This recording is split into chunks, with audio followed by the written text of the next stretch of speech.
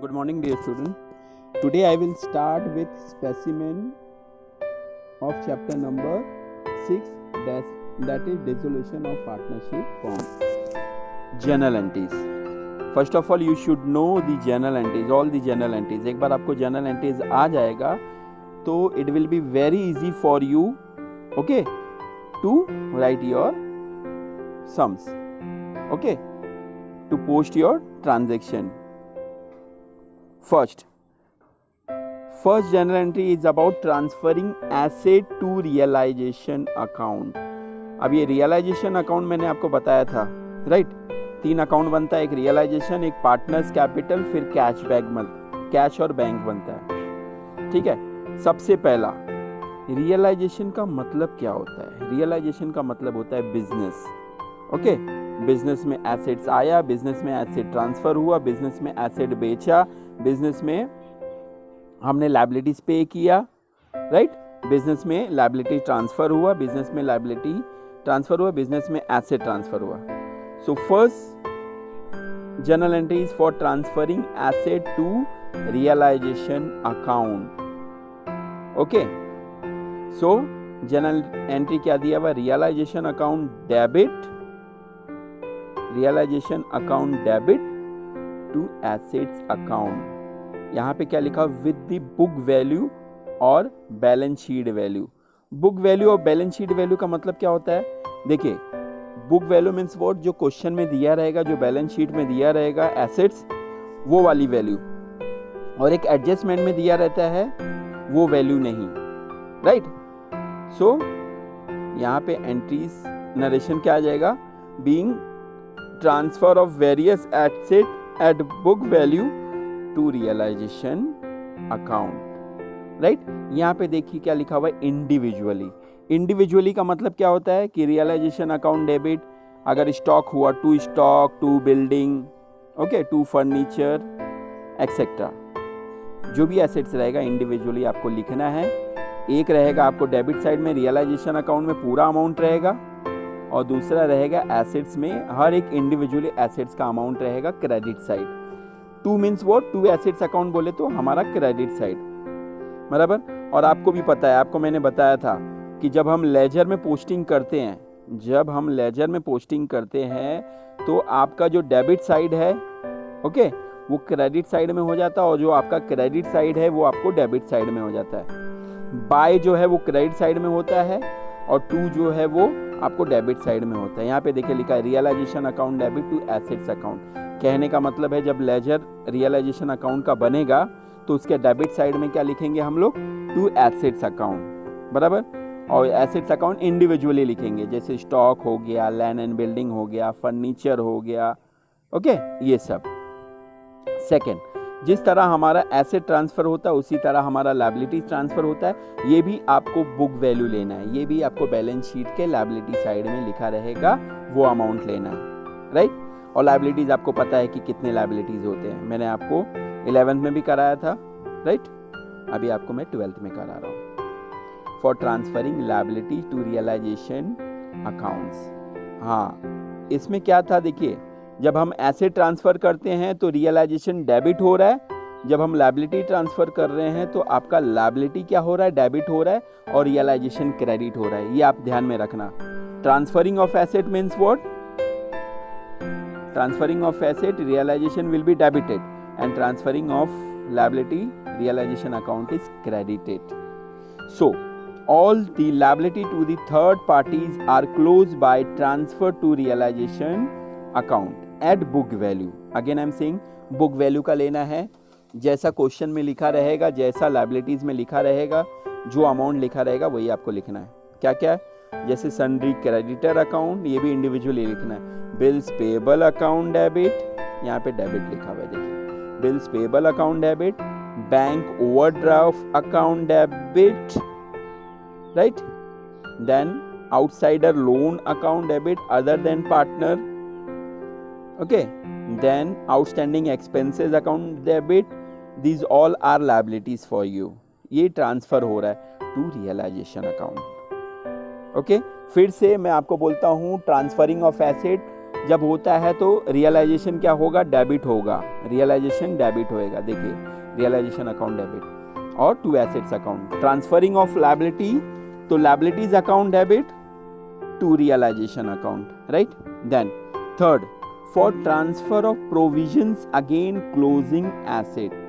Transferring of provision again closing asset means what, जैसे आपका RDD हो गया, जैसे आपका आरडीडी हो गया, डिस्काउंट हो गया, डेप्रिसिएशन हो गया, ओके, उसके लिए ये देखिए यहाँ पे लिखा है various assets again which provision, that is RDD, provision for depreciation, contingency, reserve etcetera exist should be transferred separately to the realization account because these are separate account in the book. The entry will be, ये separate account बनता है, right? इसमें क्या रहेगा, जैसे provision for doubtful डेप्ट जो RDD हम लोग बोलते हैं, right, provision for discount account, ये सब आपको डेबिट होएगा। Provision for depreciation, contingency reserve, then joint life policy reserve account, right, debit. फिर investment fluctuation fund account debit, फिर बाद में आ गया to realisation account, okay. Second वाले में क्या था, आपको लायबिलिटी ट्रांसफर हो रहा है। थर्ड वाले में क्या है, प्रोविजन आपको ट्रांसफर हो रहा है, और ये प्रोविजन क्या होता है, सब डेबिट होता है। फिर से हम करेंगे। पहला क्या होता है, प्रोविजन फॉर डाउटफुल डेब्ट account, provision for discount account, provision for depreciation account, contingency reserve account, joint life policy reserve account, investment fluctuation fund account, to realization, that is being transfer of various provision to realisation account. ये आपकी third entry हो गई, right. ये please आप अपने book में, जो भी मैं आपको करा रहा हूँ, ये आप अपने बुक में असाइनमेंट नंबर 3 में आप लिखेंगे ये जनरल एंट्री, बिकॉज जब तक आप जनरल एंट्री नहीं लिखेंगे तब तक आपको नहीं आएगा। इसलिए मैं बोलता हूँ जितना जनरल एंट्री में कराऊंगा उतना आपको करना है, ओके। उसके बाद for transfer of accumulated profit and reserve. Accumulated profit means what, जो ऐड हो जाता है profit and loss account. Accumulated profit means undistributed. Example क्या क्या होता है, जनरल रिजर्व रहेगा, रिजर्व फंड रहेगा, प्रॉफिट एंड लॉस अकाउंट रहेगा, okay. Credit balance, it should be transfer to partners capital account और पार्टनर्स करंट अकाउंट। अगर partners capital और पार्टनर्स करंट दिया है तो ये सब किस में जाएगा, पार्टनर्स करंट में जाएगा। और अगर खाली पार्टनर्स कैपिटल दिया हुआ है तो ये सब पार्टनर्स किस में जाएगा, पार्टनर्स कैपिटल के क्रेडिट साइड जाएगा। मैंने आपको क्या बोला, डेबिट का जो जनरल एंट्री है वो क्रेडिट में जाता है और क्रेडिट का जो जनरल एंट्री है वो डेबिट में जाता है। देखिए जनरल रिजर्व अकाउंट ये आपको क्रेडिट में जाएगा और डिस्ट्रीब्यूट होएगा पार्टनर्स में, तीनों पार्टनर्स में डिस्ट्रीब्यूट होएगा। रिजर्व फंड अकाउंट, ठीक है, ये भी डिस्ट्रीब्यूट होएगा। Then profit and loss account, ये भी आपको क्रेडिट साइड में डिस्ट्रीब्यूट होगा, okay. To all partners capital account, to all partners capital account, ठीक है। और एक चीज मैं बोलना चाहता हूं कि ये सब जितना भी आपको दिया है ये आपको लायबिलिटीज में दिया रहेगा, इसीलिए आपको डेबिट हो गया है, और पार्टनर्स कैपिटल के क्रेडिट साइड ये लिखना रहता है। लायबिलिटीज का जो भी एंट्रीज है, जो भी ट्रांजैक्शन है, वो क्रेडिट साइड में हमेशा रहेगा, आप याद रखना, पार्टनर्स कैपिटल के क्रेडिट साइड, राइट। देन पांचवा वाला, for transfer of accumulated loss. Accumulated loss, अगर लॉस हो रहा है, are the losses suffered by the partnership firm not distributed among the partners. Example, profit and loss account, debit balance. Such accumulated loss is transferred to partners either capital account or partners current account. The entry will be, what entry will be? This entry. All partners capital account or you can say current account, to profit and loss account, debit balance, okay, to advertising suspense account, to advertising suspense account. So being accumulated loss transferred to all partner capital account in their profit sharing ratio, right? Then इसके अंदर मैंने आपको first वाला बता दिया था. Now second, realization you can say disposal stage. Realization disposal stage का मतलब क्या होता है? ये ऐसा मतलब होता है कि कभी हम सोल्ड आउट किए यानी रियलाइज हुआ. मैंने आपको लास्ट लेक्चर भी बताया था, रियलाइज का मतलब होता है सोल्ड, बराबर.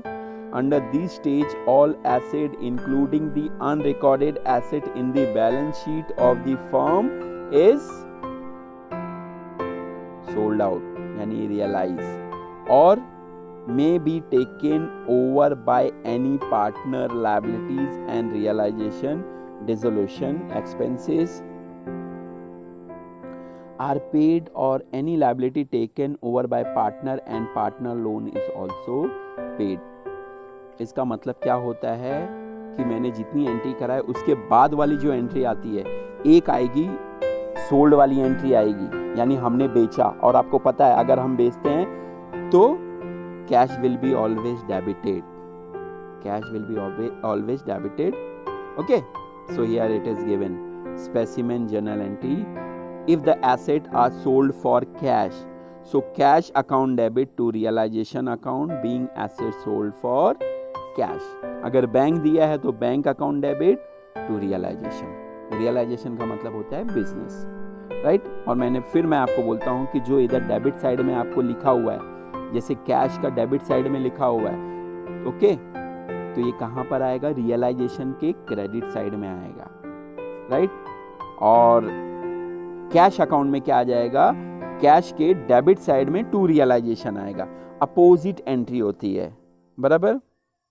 Then second, if the asset taken over by any partner. अगर एसेट्स कोई लेके जा रहा है तो पार्टनर्स का नाम आएगा. अगर ए पार्टनर्स है, ए पार्टनर्स कैपिटल है तो ए पार्टनर्स कैपिटल रहेगा.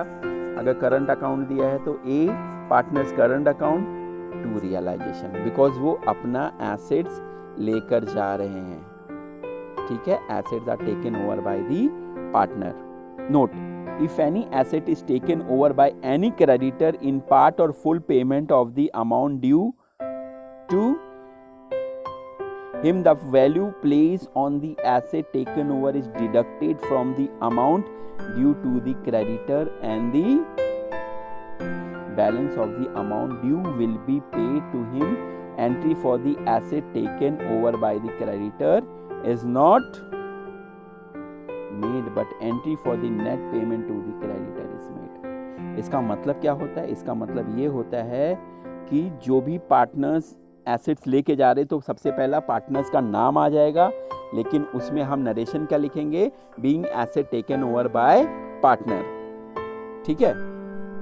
और उसमें अगर एसेट्स की वैल्यू दिया हुआ है टेकन ओवर, क्योंकि उसमें दो रहता है, एक एडजस्टमेंट वाली एंट्री होती है और एक बैलेंस शीट वाली एंट्री रहती है, बराबर. तो यहाँ पे वही लिखा है, if any asset is taken over by any creditor in a part और full payment of amount due to him, the value place on the asset taken over is deducted from the amount due to the creditor, and the balance of the amount due will be paid to him. Entry for the asset taken over by the creditor is not made, but entry for net payment to the creditor is made. Right? अब ये payment वाली entry बताना चाह रहा है. For payment of liability, for payment to outsider, that is third party. Okay, हम pay कर रहे हैं. अगेन आई एम सेइंग, चाहे वो लायबिलिटी पे हो चाहे वो एक्सपेंसेस पे हो, एंट्री विल बी सेम. ये एंट्री आप प्लीज कभी नहीं भूलना. रियलाइजेशन टू कैश और बैंक. अगर बैंक है तो बैंक आ जाएगा, कैश है तो कैश आ जाएगा. ये आपको बैलेंस शीट में दिया रहेगा, ठीक है. सो एडजस्टमेंट में भी दिया रहेगा. अगर एक्सपेंसेस है पे कर रहे तो एडजस्टमेंट में दिया रहेगा. तो realisation account debit to cash bank being third party liabilities paid. कहने का मतलब जो भी लायबिलिटीज हम लेते हैं, उधारी लेते हैं, आपको भी पता है अगर आप उधारी लोगे तो किसी का जिसका भी उधारी लोगे आप उसको रिटर्न करोगे, राइट। तो आपके पास से कैश जाएगा तो इसके लिए तो टू कैश है, right. Realization account debit to cash. If any partner discharge any liabilities of the firm, okay, कोई भी पार्टनर है अगर वो लायबिलिटी खुद से डिस्चार्ज कर रहा है यानी पे कर रहा है। देखिए यहाँ फर्क क्या है, पहले वाले में क्या है, पेमेंट टू आउटसाइडर लायबिलिटीज, तो realisation account debit to cash bank था। और अगर कोई पार्टनर भर रहा है, बराबर, यहाँ तो टू कैश है, अगर कोई पार्टनर भर रहा है, पार्टनर का नाम आया हुआ है कि bills payable is paid by a partner, तो क्या हो जाएगी उसकी entry, realization account debit to partners capital. अगर करंट अकाउंट है तो partners current account, being liability taken over by a partner, right. Then note, if nothing is mentioned about payment of any liability by then it is paid at book value। अगर कुछ नहीं दिया हुआ है तो liability आपको book value यानी जो बैलेंस शीट में लायबिलिटी साइड दिया रहेगा वो डालना है, अदरवाइज एडजस्टमेंट में दिया रहेगा, जैसा दिया रहेगा वैसा आपको करना है। अगर नहीं भी दिया एडजस्टमेंट में तो भी आपको पे करना है। मैंने लास्ट लेक्चर भी बताया था, लायबिलिटी अगर किसी का उधारी ले रहे तो आपको वो पे करना है। Fourth point, for payment of realization expenses. अब हम पे कर रहे हैं, पहले लायबिलिटी पे किए, अब जो खर्चा है वो पे कर रहे हैं। सबसे पहला realisation expenses is borne by firm. अगर फर्म पे कर रहा है यानी ए बी सी जो पार्टनर है, बराबर, उस पार्टनर के अंदर अगर फर्म मतलब फर्म का पैसा अगर जा रहा है तो realisation account debit to cash bank account, right. और realisation expenses is borne by any partner. अगर रियलाइजेशन का खर्चा अगर पार्टनर पे कर रहा है तो realisation account debit to consent capital और करंट अकाउंट। तो being realisation expenses paid by the partner, तो पार्टनर पे करेगा, वो उसका नाम आएगा, बराबर। जैसा इसमें दो फर्क है वैसा पिछले वाले इसमें भी दो फर्क है। लायबिलिटी अगर फर्म पे कर रही है तो रियलाइजेशन टू कैश बैंक है, अगर पार्टनर कोई पे कर रहा है तो realisation account debit to partners capital, ये भूलना नहीं प्लीज। देन रियलाइजेशन एक्सपेंसेस भी यही होता है कि अगर फर्म पे कर रही है तो realisation account debit to cash, या तो बैंक अगर लिखा रहेगा तो bank. Realisation expenses is paid by the partner, तो realisation account debit to concern capital और करंट अकाउंट।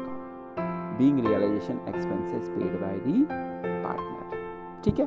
अब फिफ्थ वाली एंट्री क्या दी है, if commission is given to any partner for realisation asset. अगर कमीशन दे रहे हैं, बराबर, गिवन टू एनी पार्टनर, तो एंट्री क्या आ जाएगी, realisation account debit to partners capital और current account. Being commission paid for realising the asset, यानी एसेट्स को रियलाइज करने के लिए कमीशन पे कर रहे हैं, तो क्या आ जाएगा, बिकॉज ये खर्चा है, पार्टनर पे करेगा। Then if any contingent liability they have given, okay, अगर कोई कंटिंजेंट लायबिलिटी है तो कंटिंजेंट लायबिलिटी में क्या होता है, and first of all what do you mean by contingent liability. आपको कंटिंजेंट लायबिलिटी का मतलब मालूम होना चाहिए कि कंटिंजेंट लायबिलिटी क्या होता है। कंटिंजेंट लायबिलिटी ये होता है कि जो अनएक्सपेक्टेड जो था, पे जो करना था, बराबर, वो अगर पे नहीं कर पा रहे, ठीक है, तो उसकी एंट्री आती है। See here it is given if any contingent liability is paid. अगर कंटिंजेंट लायबिलिटी अगर पे करे, again I am saying liability pay हो रहा है तो realisation account debit to cash और bank, being contingent liabilities paid, okay. Then for payment of partners loan as per section 48 of the Partnership Act 1932, partner loan shall be paid after making payment to the third party. It should not be transferred to realization account. The loan due to partner is paid and the entry is partner's loan account debit to cash. यानी partners अगर loan ले रहा है बराबर। तो उसकी entry आती है partners loan account debit to cash, एक नया लेजर बन जाएगा पार्टनर्स लोन का, ओके। और ये टू कैश में क्या आ जाएगा, पार्टनर्स लोन अकाउंट, और पार्टनर्स लोन में क्या आ जाएगा, टू कैश अकाउंट, ओके। और टू कैश किस में आएगा, आपके डेबिट साइड में। अगेन आई एम सेइंग, जो जनरल एंट्री आपका डेबिट है वो क्रेडिट साइड में आता है, और जो जनरल एंट्री क्रेडिट है वो आपको डेबिट साइड में आता है, ये आप भूलना नहीं। Then third, distribution stage. Under this stage first realisation account is close, आपका रियलाइजेशन अकाउंट क्लोज होता है, एंड द प्रॉफिट और loss on realisation account is transfer to partners capital और current account in their agreed proportion sharing profit sharing ratio after making all the adjustment related to all partner capital account is closed by setting the balance. So here it is given for closing realization account. Realization account is a nominal account है, it is closed to find out profit or loss, या तो profit हो सकता है या तो loss हो सकता है, okay, suffered on realization of assets and payment of outside liability. इसका मतलब क्या होता है, जब हम बेच देते हैं सब कुछ और उसके बाद लायबिलिटीज वगैरह पे करते हैं, अब उसमें हमको मालूम पड़ता है कि हम प्रॉफिट में हैं कि लॉस में हैं, बराबर। अगर रिसीव्ड हुआ है तो आपको पता है पार्टनर्स कैपिटल में बाय कैश आता है, और अगर पेमेंट हो रहा है तो टू कैश आता है। For transferring of profit on realisation account, अगर प्रॉफिट हो रहा है, बराबर, if the credit side of realization account is more than the debit side of profit has been made and should be transferred to all partners capital or you can say current account, the entry is, कहने का मतलब क्या बोल रहा है ये, कि अगर क्रेडिट साइड का अमाउंट डेबिट साइड से ज्यादा है, यानी प्रॉफिट हो रहा है, बराबर, तो उसकी एंट्री क्या आएगी, realization account debit to all partners capital account, right? तो रियलाइजेशन में क्या आ जाएगा, टू ऑल पार्टनर्स, तीनों पार्टनर्स के नाम आ जाएंगे और प्रॉफिट हुआ है उनको। और इसका दूसरा इफेक्ट किस में जाता है, पार्टनर्स कैपिटल के क्रेडिट साइड क्या करके आ जाएगा, realization account, profit on realization. फिर अगर लॉस होता है, फॉर ट्रांसफर और लॉस ऑन रियलाइजेशन अकाउंट, इसमें क्या होता है, जब डेबिट साइड क्रेडिट साइड से ज्यादा होता है, it means loss. If debit side of the realization account is more than the credit side, a loss has been incurred and the entry will be partners all partner capital account, अगर current account है तो current account, तो realisation account. देखिए कितना opposite हुआ, अगर profit हो रहा है तो रियलाइजेशन डेबिट हो रहा है, अगर लॉस हो रहा है तो रियलाइजेशन क्रेडिट हो रहा है, ठीक है। Then for closing current account of the partner if any should be close by transferring the balance to capital account of the partners, the entry is, कहने का मतलब जब हम करंट अकाउंट क्लोज करते हैं तो जो बैलेंस बचता है उसको हम सीधे क्या लिख देते हैं, to partners capital account. So here it is given partners current account debit to partners capital account being transfer of credit balance to partners capital account, यानी जो भी बैलेंस बचेगा वो पार्टनर्स कैपिटल में चला जाएगा। और if current account show debit balance, अगर current account debit balance show कर रहा है तो partners capital account debit to partners current account, इसमें भी देखिए फर्क आ गया, यानी partners current account to partners capital अगर क्रेडिट बैलेंस शो कर रहा है, और अगर डेबिट बैलेंस शो कर रहा है तो partners capital to partners current account. Then third, for closing capital account, as the capital account of the partner show a debit balance, partner should bring in cash to settle his account with the firm, the entry is, मैंने क्या बोला, जब हम partners capital को close कर रहे हैं, again I am saying partners capital को अगर क्लोज कर रहे हैं, ठीक है, और डेबिट साइड अगर ज्यादा हो रहा है तो क्रेडिट साइड में क्या आ जाएगा, बाय कैश, क्रेडिट साइड में आ जाएगा बाय कैश या तो बैंक आ जाएगा, okay, so here it is given cash bank account debit to partners capital. और अगर क्रेडिट साइड में ज्यादा आ गया अमाउंट, जैसे ए बी सी पार्टनर है, ए बी सी पार्टनर का अगर क्रेडिट साइड में ज्यादा अमाउंट आ गया तो डेबिट साइड में आपको लिखना पड़ेगा टू कैश बैंक, यानी जनरल एंट्री क्या आएगी, partners capital account debit to cash bank account, being amount due to partner paid as final settlement, right. अब आ गया आपका treatment of unrecorded undisclosed assets and liabilities, right? So on the date of dissolution there may be some assets and liability which may not be appearing in the book. Such asset and liability have not been recorded in the book, so question of their transfer of realization account does not arise, but entry are recorded when such assets or liabilities are realized or paid. Again I am saying, जब unrecorded है वो realize हो रहा है यानी sold हो रहा है, again cash bank account debit to realization आएगा। फिर if unrecorded assets are taken over by partners, entry will be same, partners capital account debit to realization। unrecorded assets है, ठीक है, because partner लेके जा रहा है, partners capital account debit to realization, ये unrecorded है। unrecorded liabilities are paid off by any partner, so realization account debit to partners capital और current account। अगर liability partner अगर पे कर रहा है तो realization account debit to partners capital, otherwise क्या आता था, realization to cash bank। फिर unrecorded liability are paid by the firm, वही realization account debit to bank और cash, being unrecorded liability paid off by the firm। Again I am saying, liability अगर नहीं भी दिया हुआ एडजस्टमेंट में कि पे करना है, फिर भी आपको पे करना है, ठीक है। So till here I have given to you। अभी आपका काम क्या है, देखिए आपका जर्नल एंट्री कितना है, आपको क्या करना है, ये जर्नल एंट्री फिर से रिवाइज करना है, फिर से रीड करना है।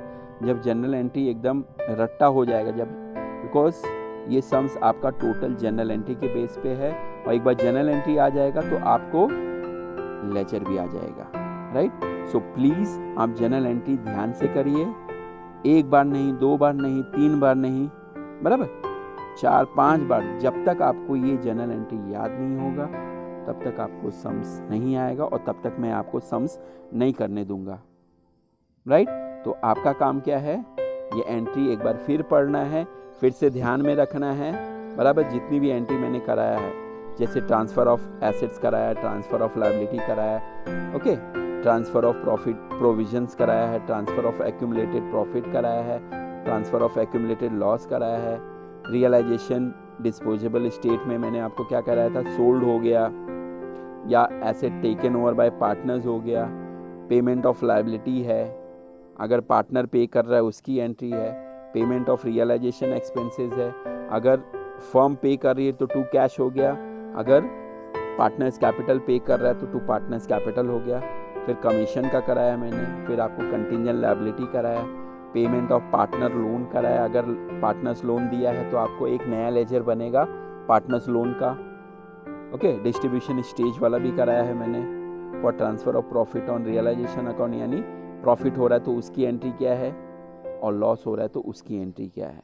फिर क्लोजिंग करंट अकाउंट को अगर हम क्लोज कर रहे हैं, बराबर, तो वो आपको करना है। जब क्रेडिट बैलेंस शो कर रहा है तो टू कैपिटल अकाउंट आ गया, जब डेबिट बैलेंस शो कर रहा है तो बाय पार्टनर्स कैपिटल आ जाएगा, okay. Unrecorded asset are taken over by partner, liabilities are paid off, unrecorded liability are paid by the firm. इस सब जर्नल एंट्री आपको असाइनमेंट बुक में लिखना है और याद करना है, ठीक है। और जिसका भी हो जाएगा तो प्लीज़ आप मेरे चैनल पे, यूट्यूब चैनल पे आप लिख लेना कि सर हमको जर्नल एंट्री आपने जो कराया है हमने कर लिया है और हमको आ गया है, बराबर। अगर आपको आता है और मेजॉरिटी विंस, यू नो, अगर आप सबको आ गया और आपने लिख दिया, ठीक है, आपने अपने असाइनमेंट बुक में लिखा प्लस यूट्यूब चैनल पे भी अगर लिख दिया कि सर हमको समझ में आ गया है, ठीक है, तो मैं अगला वीडियो में बनाऊंगा, आपको इसी जर्नल एंट्री के बेस पे आपको सम्स कराऊंगा मैं, ठीक है। सबसे पहला ये है कि आपको ये कंप्लीट करना है, ठीक है।